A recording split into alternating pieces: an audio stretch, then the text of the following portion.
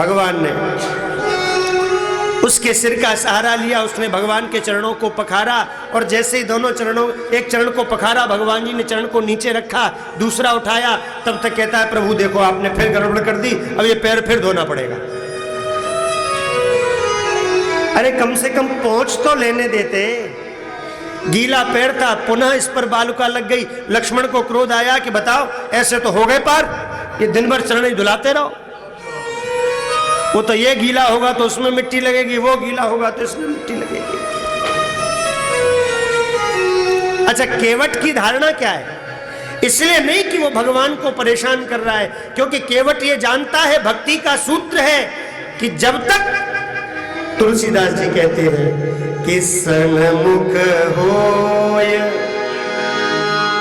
ये भगवान का वाक्य है कि सन्मुख होय जीव मोहि जब ही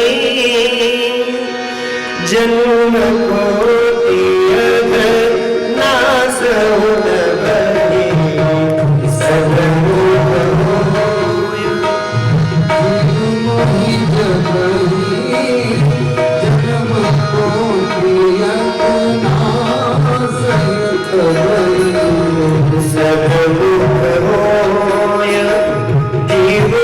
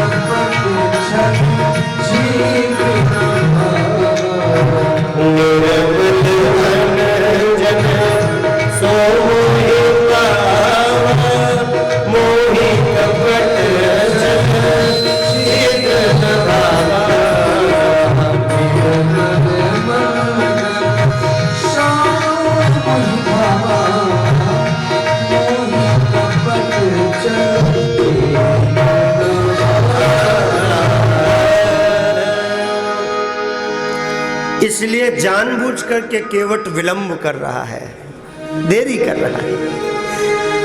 और जब भगवान के चरण धुल गए तो भगवान ने कहा कि केवट अब हमें पार करो। केवट ने कहा नहीं। केवट ने कहा अभी नहीं प्रभु, आपके लिए मैं अपने घाट का नियम नहीं तोड़ूंगा। राम जी ने कहा कि केवट क्या नियम है तुम्हारे घाट का? तो केवट कहता है प्रभु मेरे घाट का नियम यह है कि जो पहले आया है वो पहले पार होगा। ये शब्द बड़े ध्यान से सुनना, ये शब्दावली बड़ी, भले ही केवट की है, भले ही मल्लाह की है, पर है बड़ी गूढ़। केवट कहता है कि जो पहले आया है वो पहले पार होगा। राम जी ने कहा पहले कौन आया है, हमें तो दिखाई नहीं दे रहा। तो केवट कहता है कि अगर आपको दिखाई दे गए होते तो वो पार ही हो गए होते। अगर आपकी नजर में आ गए होते हैं कि मैं अगर देखूं तो तुमको, कि मैं अगर देखूं तो तुमको, तुम मुझको देखना। तुमने अगर देखा तो फिर मशहूर हो जाऊंगा मैं। बिंदु जी महाराज कहते हैं कि भगवान की नजर जिस पे पड़ जाए, और यह सत्य घटना है, भगवान की नजर जिस पे पड़ जाए तो चाय वाला भी ऊंची गद्दी को प्राप्त हो जाता है।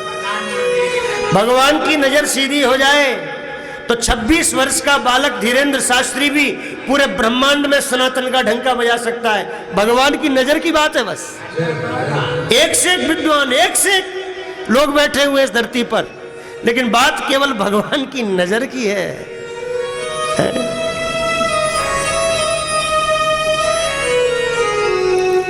केवट कहता है कि अगर आपने देख ही लिया होता तो वो पार ही हो गए होते। राम जी ने कहा कौन?